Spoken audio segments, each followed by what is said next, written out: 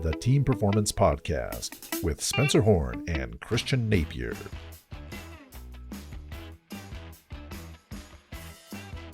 Hello, everyone, and welcome to another episode of the Team Performance Winning Ways for Uncertain Times podcast. I'm Christian Napier, and I'm so happy to be joined in person by the incredible Spencer Horn, wearing the Royal Purpose shirt as always, and another very special guest, Samake, who we will introduce properly in just a moment. But Spencer, how you doing?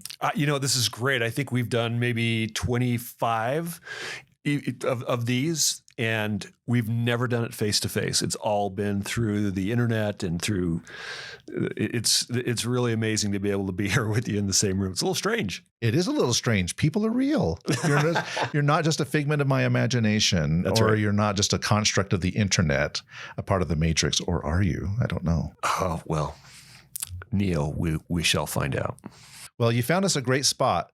This spot happens to be in the Larry H. Miller Entrepreneur Center. I don't remember the exact name of the place. It's a business incubator. It's a business incubator, which is where we all met a very long time ago. Yeah, great story. I think it was 2004 that we started working for a company called Daily Dose. And this was a system started by Adrian Escalante that was really a fantastic tool to help teach people who don't speak English as their primary language that maybe work in hospitality or food service. And it was a fantastic language training system.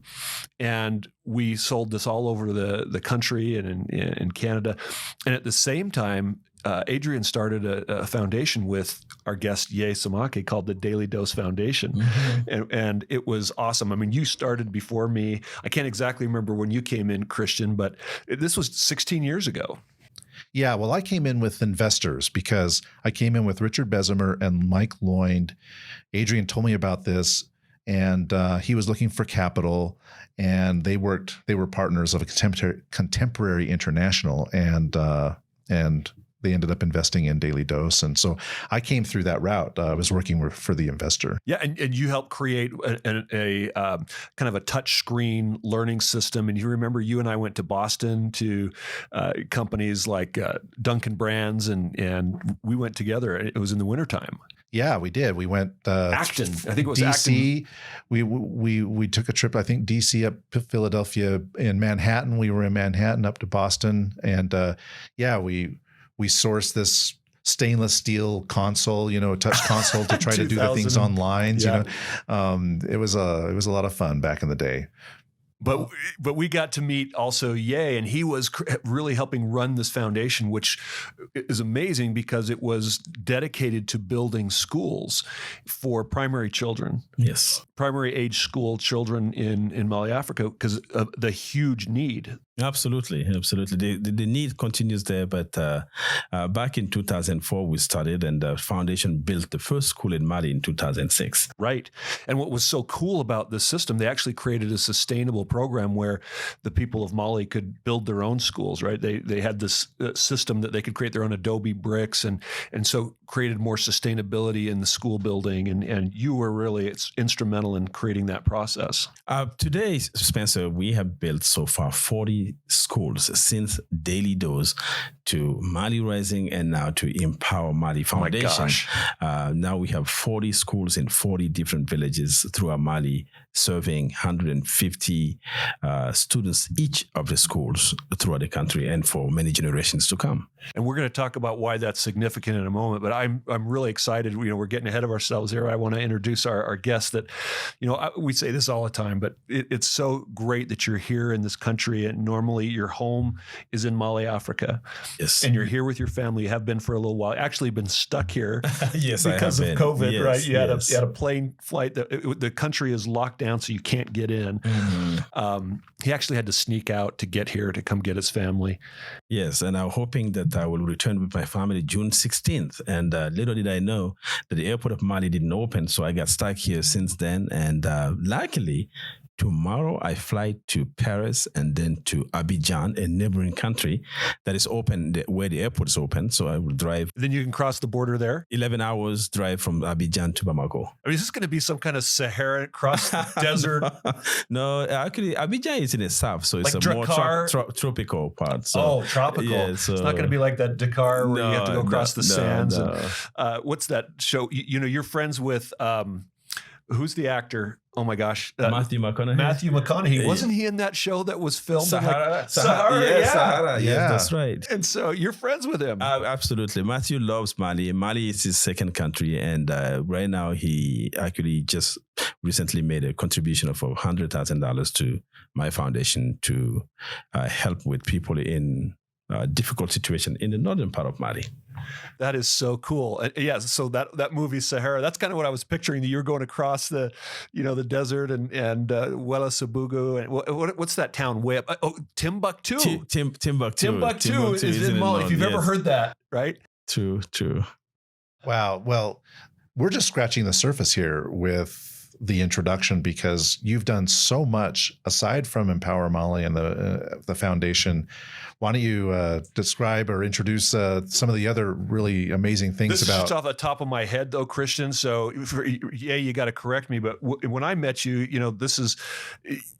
We were friends. We were just starting out. But since then, he's been the ambassador from Mali to 10 different Southeast Asian countries, True. Including India. Mm-hmm. We're based in India, New Delhi. Based in India, New Delhi. So he's been an ambassador. He's run for president twice of Mali. And we'll talk a little bit about that. Can you imagine, this is an election year here in the United States. I can't wait to hear about the differences of running for president in Mali compared to here in the United States. And in addition to that, he has, he's running a foundation on top of that. Now it's called the Empower Mali Foundation. And he travels, the world. He's a representative for these villages that are struggling to. Some of the challenges that they have is having to walk miles to and from their homes to the villages where the schools are. And it's very dangerous. It can be. And especially, it gets very hot, up to 120 degrees, and children have to travel up to 5 miles to get to the nearest middle school. So you can see how challenging it is, especially for girls who are usually left out because of the distance to the school for their safety. And sometimes they get attacked by snakes, they get attacked by wild animals. But now we build schools right there in the village. And this act of building school increases significantly the enrollment rate for these children, but especially for girls. I mean, could you imagine having to walk to school and have like wild animal repellent that you have to wear or AK-47 animal repellent, right? Well, the funny thing is we tell our children, right? We used to walk 5 miles uphill each way in the snow to school every day. Now I can embellish it further by saying, and we had to fight off wild animals. Yeah, what kind of wild animal, Jay? Well, all kind of the snakes. In some areas you get, not lions, of course. Those are in the southern part of Mali. But you have all kind of wild animals that people can come across in the villages. And children, especially girls, being far away from their family, sometimes get taken advantage of by the teachers, the teachers themselves. But most importantly, when schools are so far and you work so long, you are so tired to even focus in classrooms. And when you come back home tired, you can't do homework. Now, when you build schools in those villages, it significantly increases the performance of these young children. The Team Performance Podcast. Wow. So it's something that's so important. And over the years, I mean, these hundreds of kids that you've helped over time, right? Even though you maybe have 150 now, over the years, it's been 16 years that you've been doing this. Yes, it's 150 students per year. So if you time that 10 years, 15 years, and for generations to come, so many people will benefit. So we built this modest 3 classroom and the headmasters and the storage room and outhouses like a latrines for girls and boys to have that. Now we also provide school lunches for some of our schools where We have some students coming from remote villages. So we are trying to, first and foremost, we believe that for any country to develop, you have to have at least 50% of your people literate. And so tell us why that's and I haven't even talked about his other accolades. One more I want to mention. You've been the mayor of Welesebugu, which is the capital city, for 6 years. Yes. Welesebugu is informally the sister city of Salt Lake City. Welesebugu counts today about 80,000 people, composed of 44 villages. I serve the people of Welesebugu as mayor to take the village from one of the bottom in terms of poverty, in terms of tax collection, in terms of infrastructure building, citizen participation. We ranked 699th out of 703 cities. But the time I was serving until 3 years, we became number 7 in the nation in terms of building infrastructure, collecting taxes, but also citizen participation, and most importantly, transparency. So we were I'm still remembered by the Prime Minister's office where they posted on our experience. So because of the success of Welesebugu City, many mayors came and actually voted me to be the vice president of the League of Mayors of Mali, which gave me contact with all of the mayors and sharing my experience and bringing some mayors here to Salt Lake City, Utah, and also to Las Vegas, actually, to meet with mayors here to open their horizon into new leadership, and especially to make each year a statement that we call the Salt Lake City Statement, based on commitment to transparency, to commitment to fighting corruption in our municipalities. I want to ask, how did this come to pass? How did you originally come up with this vision that this is what you wanted to do with your life? What was it about your upbringing that brought you to this particular moment and has allowed you to accomplish so much with what you've done over the years? Christian, I will say that I am blessed to have these opportunities. The children that we're talking about, I was one of them. Going to school barefoot, not having enough food to eat. I was one of them. And my father, his father, and the father of his father, let me tell you, we are the founders of a village called Welesebugu. Welese, my great-great-grandfather, was a hunter.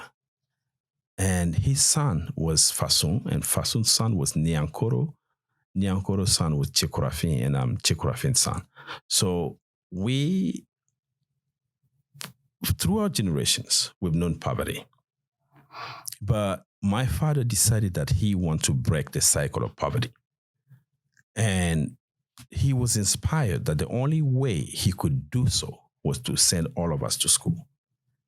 It was very risky. Neighbors warned him and said, if you send all of your children to school, you will go hungry. And his answer was always, my family will go hungry, but my family will not know the darkness of illiteracy. So he sent all of us to school. So we value education. Because of that drastic decision of my father, we truly broke the cycle of poverty. Since our 6th grade, we felt the power of education.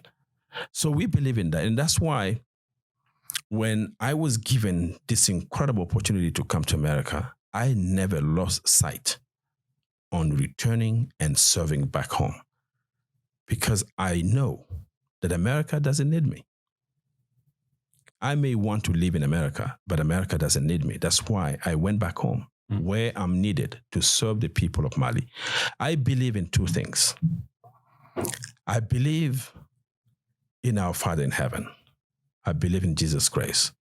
But I also believe in service. That's the example that Jesus has set, but that's the example my own Father has set for us as his children. As you just said that, I think people who are listening, if you're listening to this, you need to know how extraordinary what you just said is.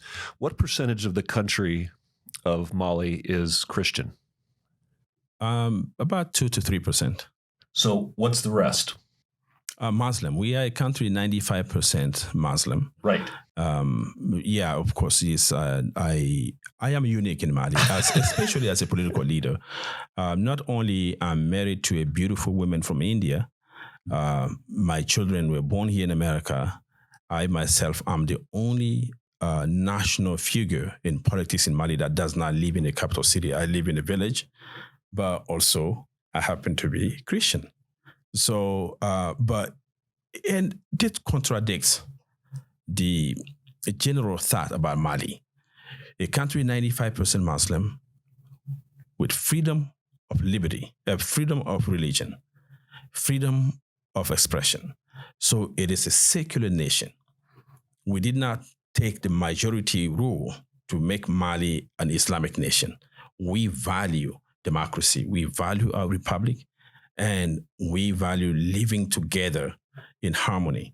And that is one of the riches, the wealth of my nation. It's still an extraordinary thing because even though you have all that freedom, only 2%, we have people in this country that are part of a religion that is much bigger than that and still receive a lot of religious bigotry or question about how their faith is going to impact their running for politics. And so, has that happened to you where people are like, hey, you're not part of the in crowd, so I don't know if I can trust you? I guess my country can teach one or two things to America with regard to religious tolerance. Yes, I have seen, especially in 2008 presidential election. Is it 2008 when Romney ran for president? Mitt Romney, yeah. Yes. I've seen the dialogue going on, the debate in America regarding his faith, right, which to me was irrelevant. We look at the track record of a human being. What can he bring to our community? What can he bring to society? What can he bring to our democracy? Those are the factors that should determine who we vote for, not just the person's faith. Having said that, in Mali, of course, if you listen to the news, you will hear jihadists, you will hear a lot of things, factors in Mali. If you go, we have a very weak nation today. What do you mean by weak nation? Because of the leadership. We have a president who has failed the people, who has made promises that he couldn't keep. And so today he is severely challenged and contested by the people of Mali. We are demanding for him to resign from power because he has abused the power and he has embezzled himself and his family. They have embezzled a lot of money. And insecurity is growing. There's ethnic violence is spiraling in my country because of lack of leadership. So that's why the country is very weak today, and we are trying to repair and make sure that we have a leadership of integrity that will focus more on the need of the people, that will put Malians first and in every policy that they make. So that's what we're seeking today, to reform our country, to go to the refoundation of Mali as a nation. The Team Performance Podcast. That sounds like a tremendous undertaking.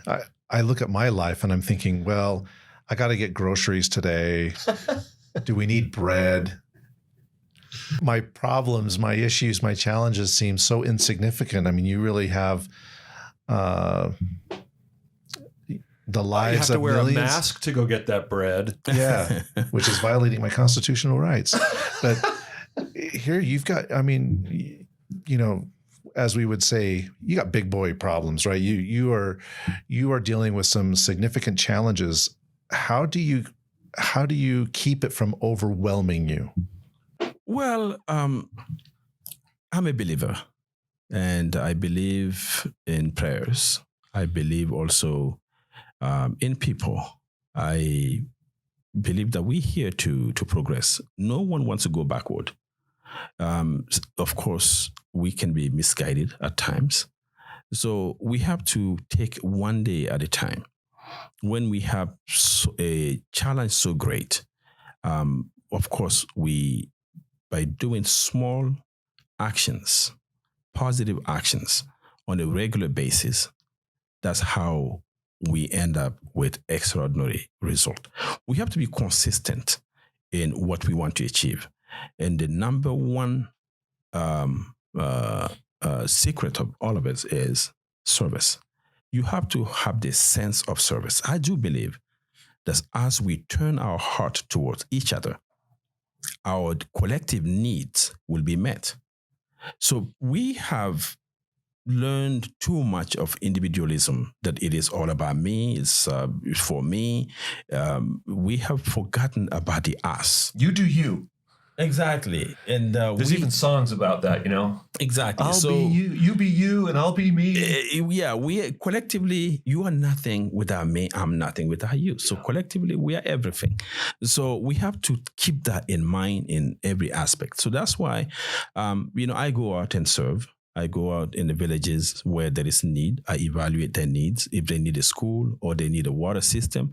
And I go share these needs with people with means. And they are looking for opportunities to help. And when they find a reputable organization such like Empower Mali, then they invest in our organization and we go and build schools. We provide tractors for farmers so that they can have food security. We built water sources for villages so that they have access to clean water. We also make sure that sometimes we give scholarship to children. Exceptional children to come from Mali, to come to America or go to India to have access to quality education. But all in all, not only I am heavily involved with our foundation, but I also am heavily involved in politics because I believe that every good person has his or her own place into politics. We should be engaged. We shouldn't be just limited to fetching our daily bread. We have potential. We have been given potential by our Creator.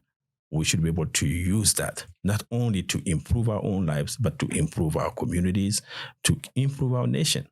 One of the couple of things that we talked about in a previous podcast was do something for somebody else, right? That's what helps you to feel happy. Absolutely. And what you just said as well is we talked about not complaining, and you talk about get involved. If you're not happy with how things are going in your country, do something about it. Instead of complaining, take positive steps. And Spencer, when we say do something, most people think, go to Washington, D.C. or go to the state capitol. No, do something in your mosque. Do something in your church. Go do something in your synagogue, in your little community. Yeah. Serve your neighbor. Look for vulnerable people in your community and do a little bit. As we give a little, as everyone gives just a little, because there is always someone who is doing a little worse than you that you can make better of.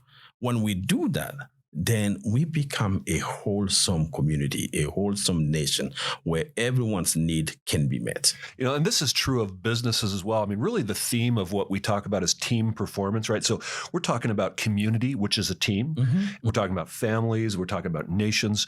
And so right now, we're taking advantage of the opportunity of having you here. But Christian and I got to have lunch with you week before last. I hadn't seen you in a long time, and I want to set up a little bit my question to you because you said something that really stuck with me, and so I want to set this up. You came a couple of years ago to Las Vegas. It's been how many years ago was that? In 2018, I think was it 2018? No, it's been longer than that. 2013. Is that when I was running? 2013. Yeah, when I was running for president? Yes. Yeah, 2013. You were running for president. And so I introduced you to the time to the lieutenant governor of Nevada. His name is Mark Hutchison. Yes. And we were over at a friend of mine's house. They were having a fundraiser, and the lieutenant governor, Mark Hutchison, he turned to you and said, so what's it like running for president of politics in Mali? Yes. Do you remember what you told him? I told him that at least you don't get shot at here. So you guys are lucky. And so you have religious tolerance, but there's also no gun control. Well, no gun control, of course. At times I have to wear my bulletproof jacket to go to certain meetings. And so this is what I want to talk about. So let me just say, so one of the things that you said, so I asked you, I think about you a lot, and I'm thinking about your security, your safety. I talk about prayers. I actually put you in my prayers and your family because Thank you, Spencer. I seriously think about your safety over there in a minority, in a Muslim country. Not to say that they would do it, but there are extreme people that look at you as a threat. Mm-hmm, mm-hmm. And one of the things that you said when we were having lunch is you said, "I am a unicorn." basically you are unique. Yes, unique. Mm-hmm. You didn't say unicorn. You said I'm unique. Yes, and you said I believe in being bold. Is that what you said? absolutely. And so here's I want to reframe that. So you had security provided to you by your opponent, mm-hmm. the president, the president, yes. The president of the country at that time provided security. And what was the problem with that? Well, I mean, the same person you're trying to hide from, if he's sending people to secure you, of course, you're not very well secured. But, you have to find your own security to make sure that they don't know exactly where you are. They don't know your every move. So that's why So you got rid of your security details that was provide. Could you imagine your political enemies providing you security, Christian? Well, in America here, if the institution is stronger than the man, you can. But there, the man is stronger than the institution. So he owns the police force. He owns the army. He owns the justice. So it's such a way that you can't trust that. In many ways, they own the election too. Exactly. And that's what he's going through that right now. But let me actually expand a little bit on being bold. So I want you to tie that to, we talk about being successful in life and in business. Mm-hmm. How has being bold helped you in this situation? For example, in Mali, a lot of people will hide from their uniqueness. And my boldness here is to say, I am different. I'm not Muslim in a country of 95% Muslim, but I want your vote. I am a member of the Church of Jesus Christ of Latter-day Saints.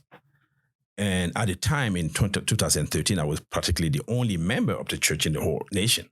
But I know what I have. If I value what I have, I don't have to hide it. I want to promote that. I want you to have it. And I want you to see the light and the joy what I have is bringing to me for you to want it. So for that, I have never shied away from, telling people who I am and what I stand for. I'm different. My wife is not from Mali. My children are born in a different country.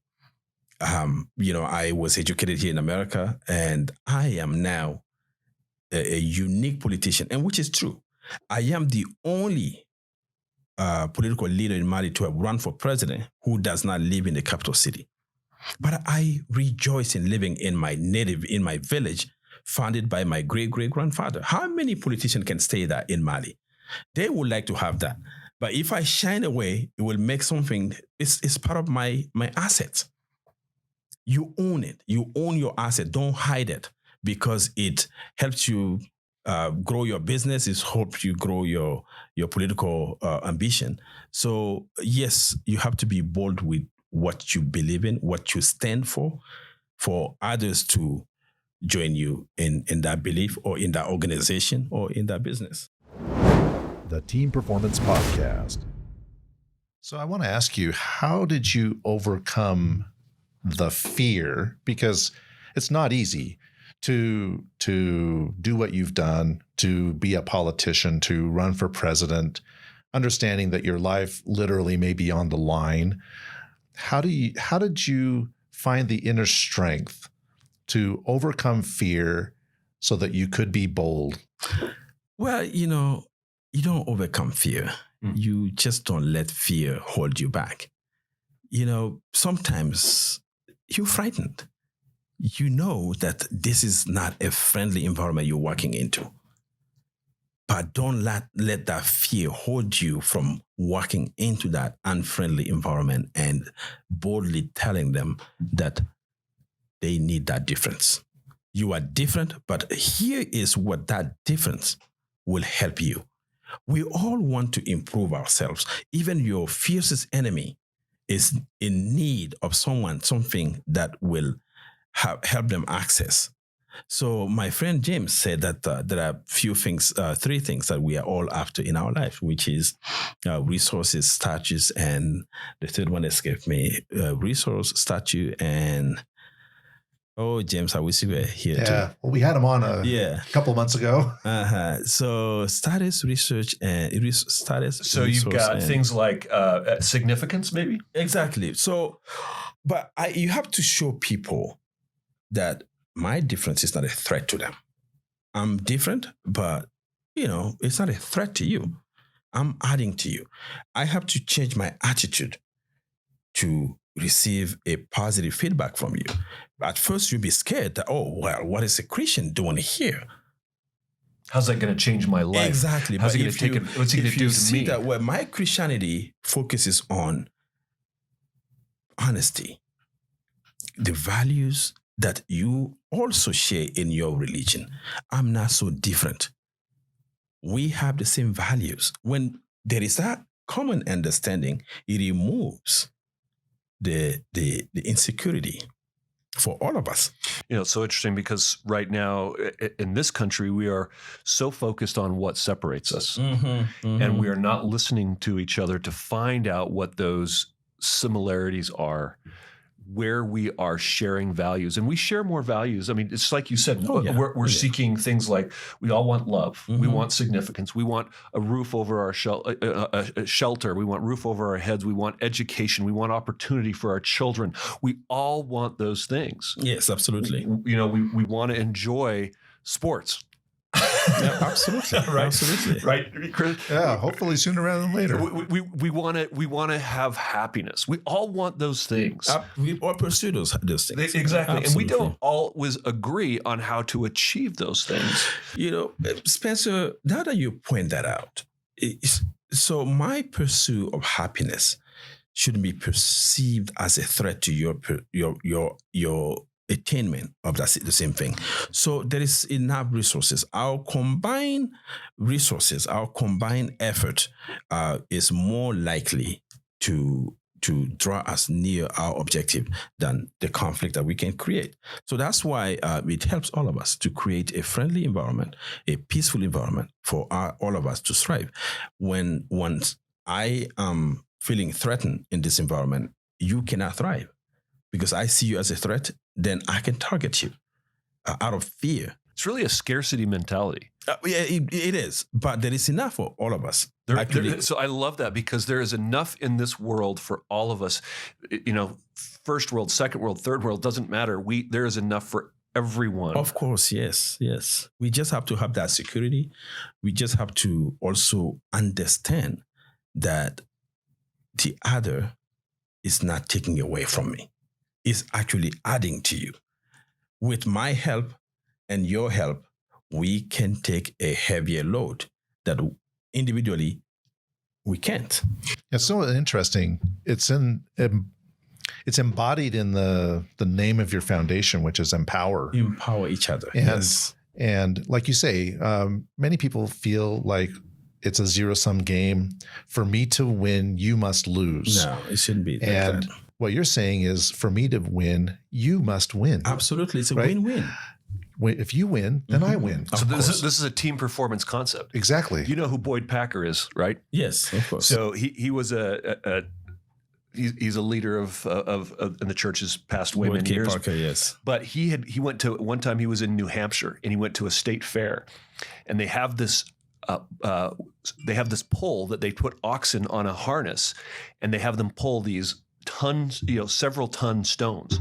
And what they do is they keep adding stones until the oxen can't pull them anymore. And if you have the oxen pull individually, you can't add up their weights to the same amount that two can pull together. And he was watching this and he thought, oh, these two huge oxen are going to win. But the ones that actually won the pull were two of the smallest. He said, how is that possible? And the people who were running this said, it's because those two pull exactly at the same time. When we pull different directions, it diffuses the power of the team. But when we're working together, we can accomplish so much more than we can individually. No matter how big we are, no matter where we're from, when we work together, we can accomplish so much more than when we're divided. Absolutely. I strongly believe that. So in any case, coming back to Mali, You don't want to go to New Hampshire anymore? Oh, no. I'll stick to Mali. That's where I'm on my way. So, I'm going to Mali tomorrow. To Mali tomorrow. To Mali tomorrow. Yes. I'm going to Mali because I want to go serve. My country is in a big turmoil. The president could step down any day. Last week, he dissolved the constitutional court because of corruption, election fraud, and the same court that actually got him appointed instead of elected as a president. And then a few months back, we had a parliamentary election where I was running in the parliamentary election. The president also, they rigged that election to get his entourage elected. And that boils a sense of insecurity in the people. And we started having a post-electoral conflict. And suddenly, his seat as president is at stake because of corruption, rampant corruption. So the reason why I went back to Mali to illustrate this, our good behavior, when we work together, when we go the same direction, then we achieve greater things. But if we go this different direction, it goes against all of us. If the president of Mali had played fair game for the benefit of all the players, he would have been president at peace now. But he wanted to go the opposite direction and to get everything else. The Team Performance Podcast.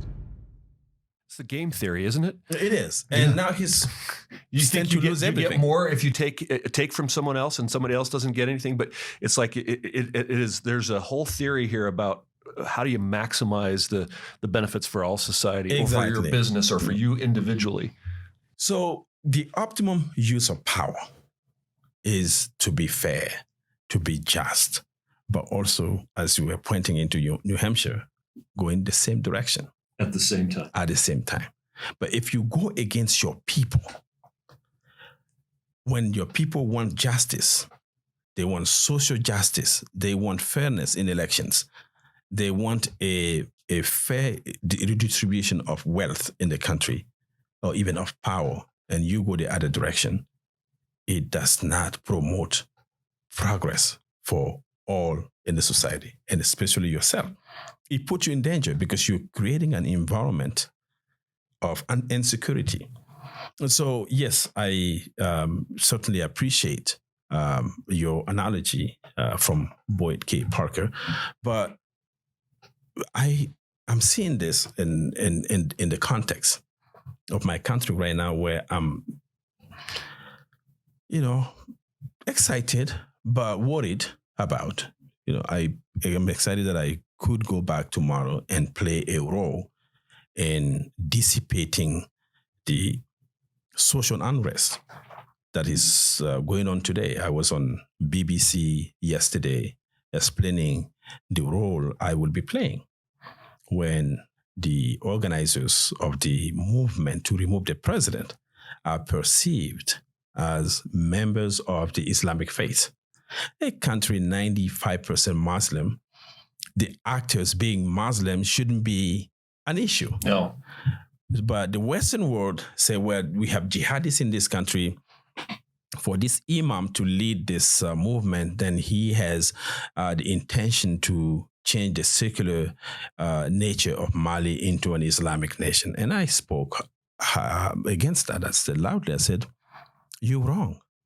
It's a wrong perception of our problem.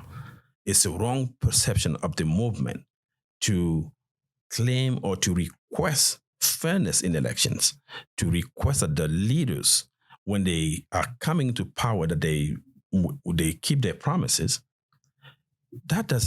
You cannot reduce that to just religious or ethnicity. This is democracy. Yeah. And I said, the gentleman that you're taxing as Muslim and Islamic leader. I support him, but I'm not Muslim. And I'm not of his ethnic group. He's a Fulani, I'm a Bambara in Mali.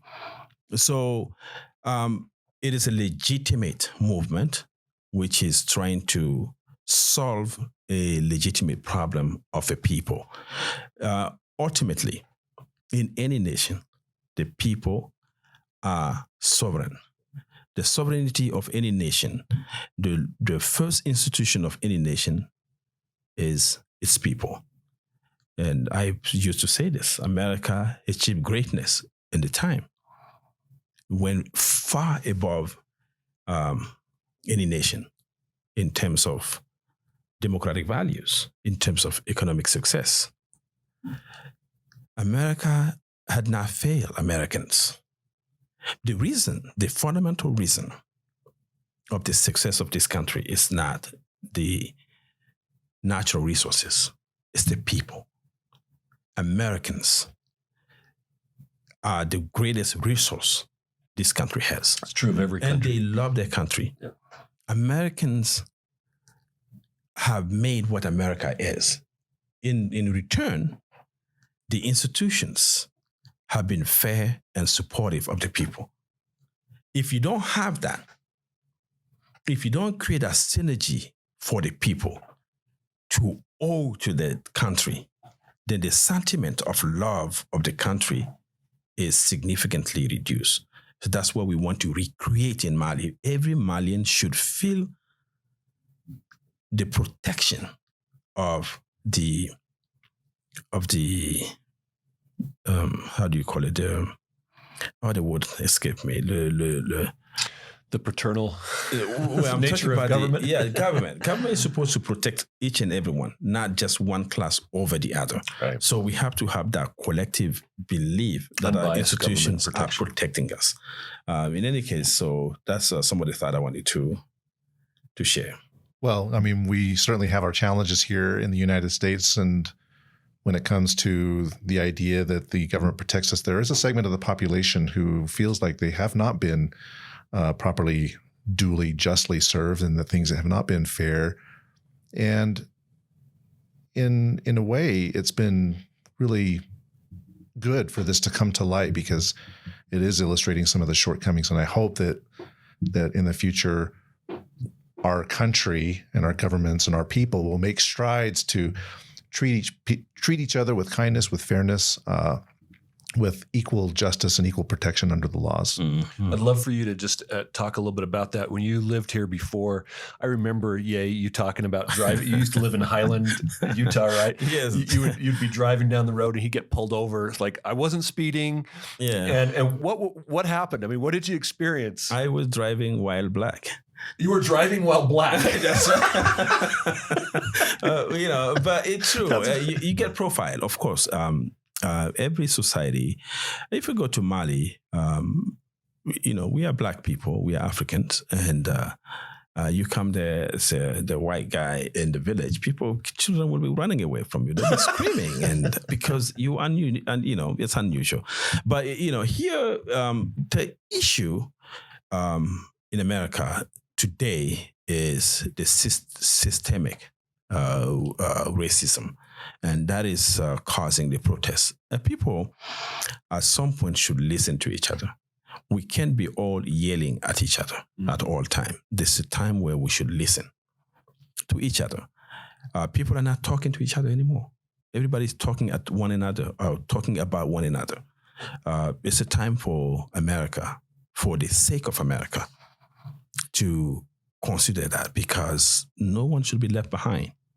Even the perception of being left behind equals the actual fact of being left behind.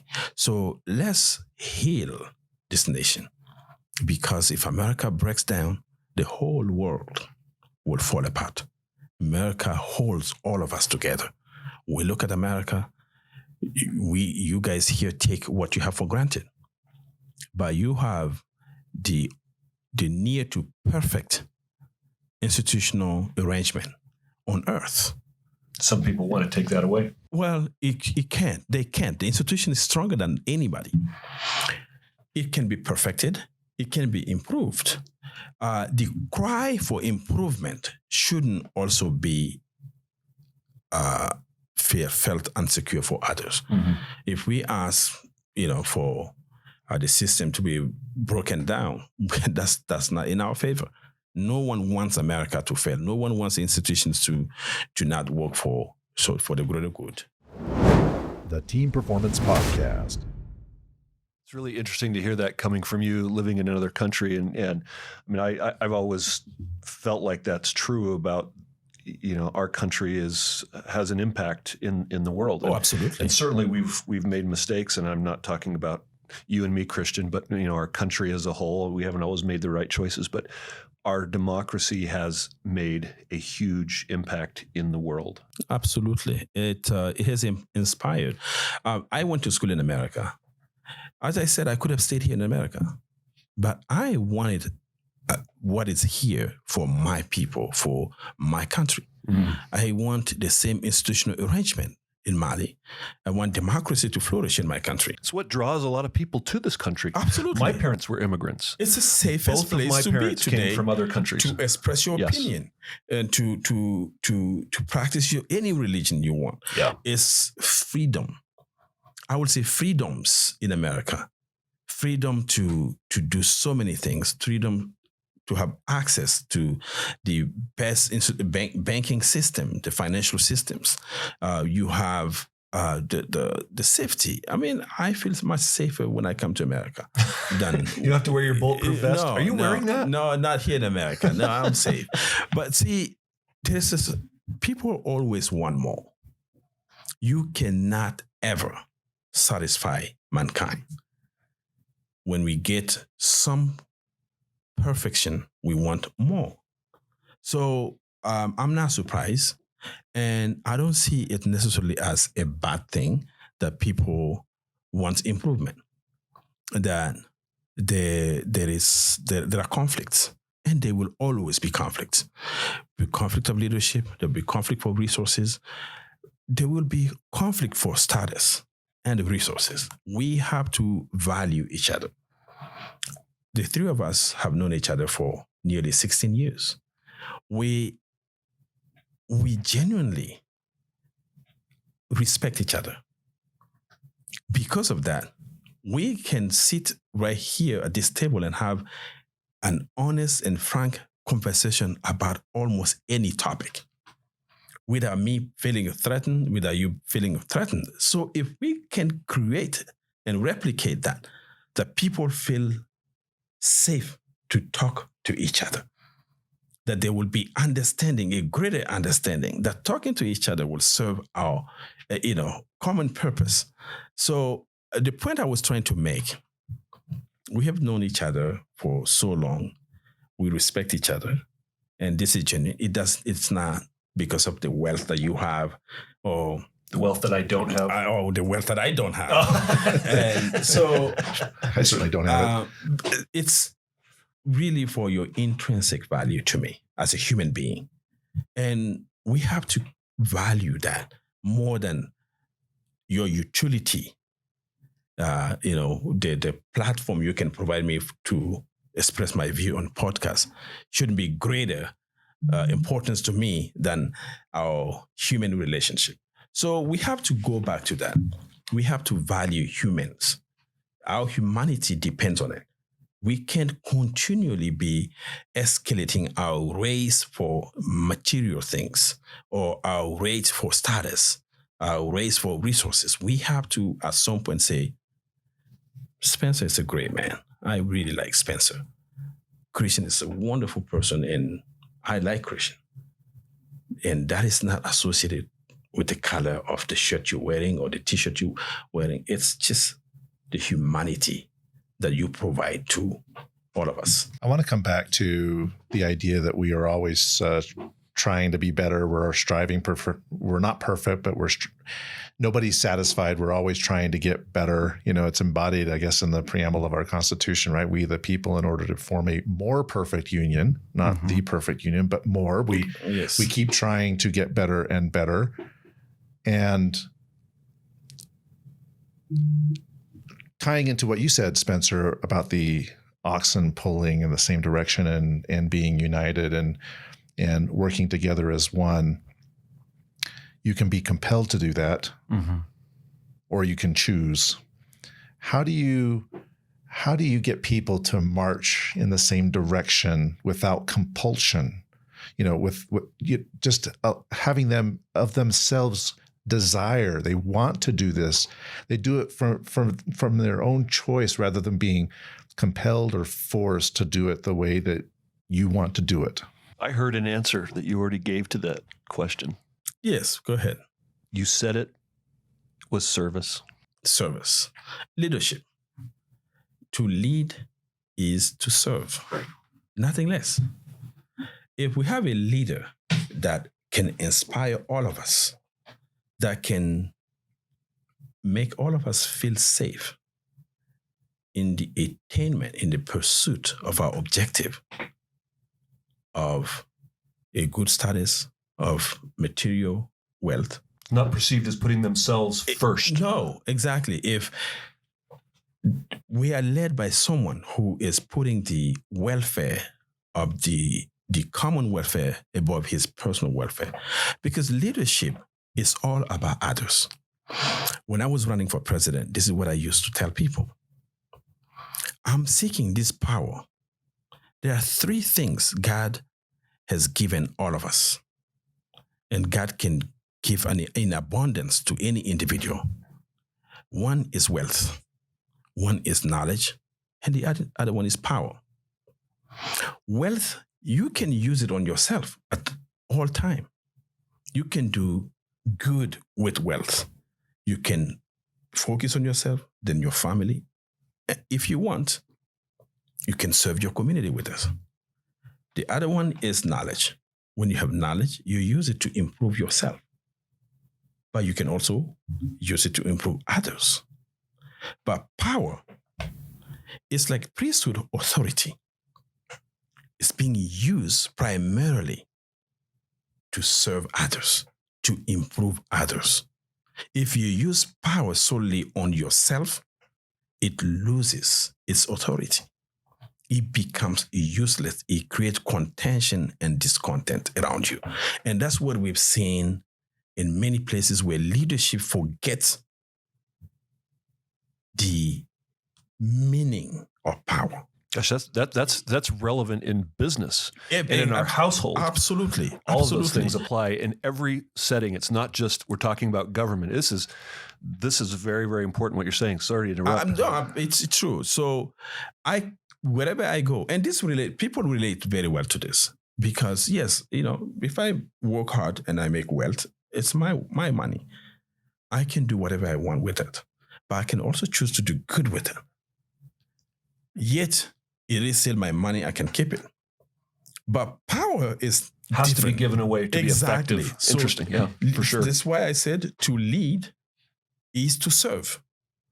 You have to be willing and able to give to others without expecting anything in return, because you have already been given the fullness of the service, which is the power, the authority you have to enact a change, to bring us together as you have asked, Christian, to inspire us, to motivate us to work together, to forget our individual weaknesses because it is compensated by our individual strengths. My weakness is compensated by your strength, and your weakness is compensated by my strength. So when the leader is able to project that, to make this the general conception of each team member, so we go together the same direction and we become more efficient and we accomplish more than the sum of what we can do individually. Brilliant. The Team Performance Podcast. Well, we have taken a lot more time than we originally anticipated, and I really appreciate you, Ye, coming and being so generous of your time, particularly on the eve of your departure back to Mali. We're so grateful for that. Spencer, do you have any other questions before we wrap up? Any final thoughts that you want to leave with us, Ye, before we conclude our podcast? Well, I certainly appreciate this opportunity to speak with your audience. And I hope that from Mali, one day I can come back on your podcast and reconnect with your generous audience, because they are the one taking time to listen to what we got to say. So I am very appreciative of the opportunity we have to commune, to share our thoughts with them. At this time, I certainly have been listening to a few of your podcasts, and I will continue to listen even from Mali. I'm pleased to be here, and I know that we all have a purpose. Hey, and if someone wants to learn more about what you're doing with the Empower Mali, I know you're going to ask about the other stuff, and they want to learn about the mission of that organization and maybe donate. There's ways for people to get involved in helping these kids be safe and go to schools as they're... Yes. Where do they go? Empowermali.org is our organization's website. We are on Facebook, Empower Mali. If you look Samake online, you can also connect directly to our foundation through my name. But what we're doing is truly remarkable. I am personally thrilled to be a part of it. The support, even during this hard time of COVID in America, where most businesses are affected, people have continued to be generous to our foundation. We have, this year alone, we have built 2 new schools. The third one is underway right now. And we've received donation for 2 more schools during my trip here with generous donors, including Ian McCracken, who is building his 2nd school this year alone. So people can join us and improving lives.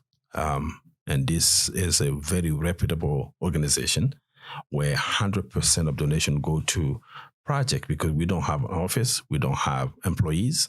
So we work directly with villages, and the schools we built are 100% sustainable from day one, because we conceive a plan where it is a 3-way partnership. Villages pay 20% of the cost of the school. We provide 80% of the cost of the school. They provide the land and the upkeep of the schools, and government provide the teachers and the training for these teachers. So once a school is built, the villages are in charge of it. They own it. It is not the foundation school. So each of these schools are purely sustainable. It's wonderful. I do want to say something about your name. My kids get a kick out of me talking about, because, when we were working together, I would always call you, and I have this way of answering, or the phone. When you answer, I would say, "Yay, Spencer," because I'm telling you who I am. It's just this thing. And my kids, when they hear me, because I would say, "Yay, Spencer." And they all would laugh because they thought, they didn't know who I was talking. They're like, I'm saying, "Yay, Spencer." Yeah, Spencer. Well, my name is Ye Samake. Yeah, that's right. But they thought I was talking about me. Yay for me, right? Yeah, for Spencer. Right. That's fantastic. Now, aside from the foundation, if people want to connect with you to talk about the political aspects, or even just want to learn more from you, what's the best way for them to contact you? Is it through the foundation, or is there another way that you would like people to contact you? Well, I have my website, yeasamake.com, yeasamake.com. There are multiple ways that I can connect with people to not only talk about politics, but also investments. If any investor is interested in investing in Mali, for example, I can facilitate that.